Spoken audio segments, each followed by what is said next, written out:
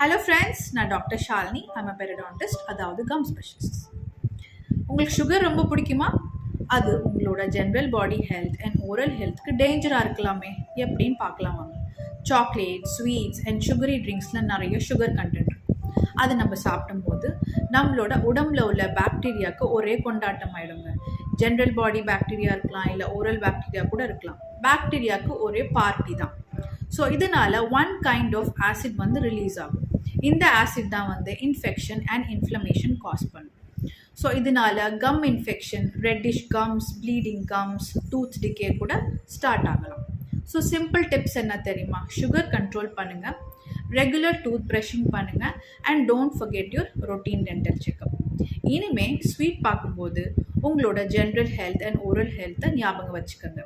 Remember, healthy smile starts with good diet and good sugar control. Thank you.